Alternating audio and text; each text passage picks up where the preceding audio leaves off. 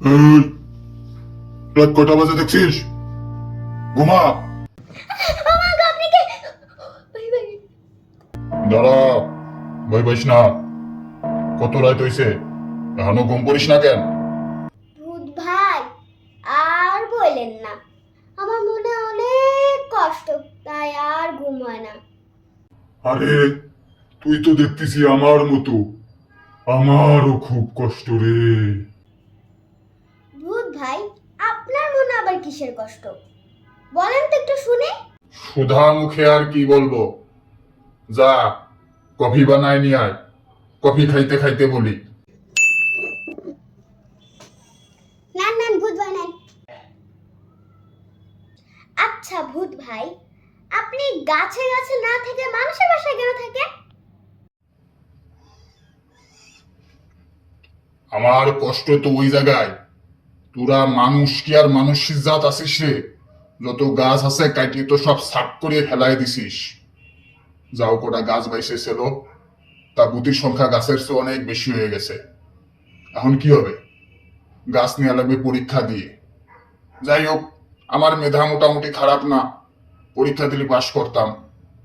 কিন্তু আর কি বলবো, আমাকে ব্রহ্মদত্ত মশাই আছে না, ওনারা যারা ছাগল দেশে তাকে একটা করে প্রশ্ন দেশে, প্রশ্ন আগেতেই ফাঁস করে দেশে।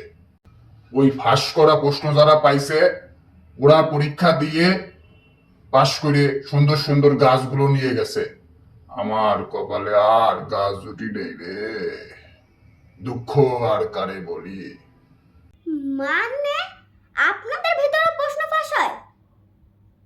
খালি প্রশ্ন ফাঁস হয়, বাংলাদেশে সব জায়গায় দুর্নীতি হয়, এমনকি বাংলাদেশের বুথের ভিতরেও দুর্নীতি হয়। বিষয়টা খুবই কষ্টের। তা ভূত ভাই, আপনার বউ বাস্তা নাই?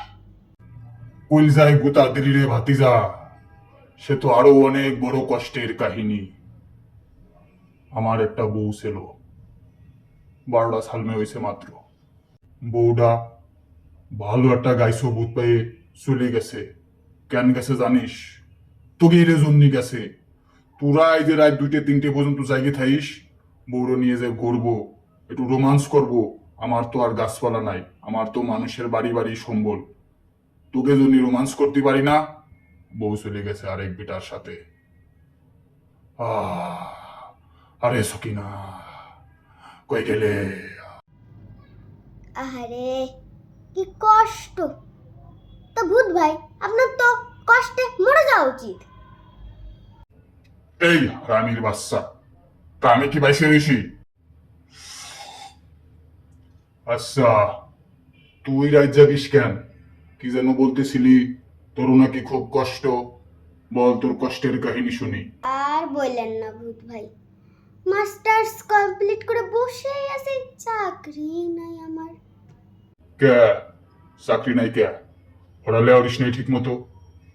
না, আমি অনেক মেধাবী স্টুডেন্ট ছিলাম, কি আমি সব সময় ক্লাসে ফার্স্ট হইতাম। বাংলাদেশে ফার্স্ট হয়ে কোনো লাভ আছে?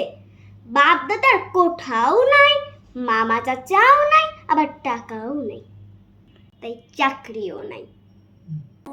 চাকরি নাই বলে মা বাবাও খোটা দেয়, পাড়া প্রতিবেশী আত্মীয় স্বজনও খোটা দেয়, আবার গার্লফ্রেন্ডও ছেড়ে চলে গেছে।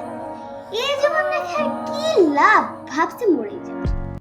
কিন্তু আপনাদের ভূতের এই কষ্ট শুনে মনে হচ্ছে কি মরে যেও কোনো আমার লাভ নেই। বাংলাদেশে তো ভূতেদের মধ্যেও দুর্নীতি। এই বলত, মরবি কেন? তুই বেটা মানুষ না? মানুষের কথায় কি আসে যায়? আর বাংলাদেশে যে দুর্নীতি, দুর্নীতির বিরুদ্ধে লড়াই কর, আন্দোলনের নাম সব, তাহলে দেখবি দুর্নীতি থাকবে না। ঠিক বলছেন ভাই, আমরা কালকে থেকে আন্দোলনে নামবো।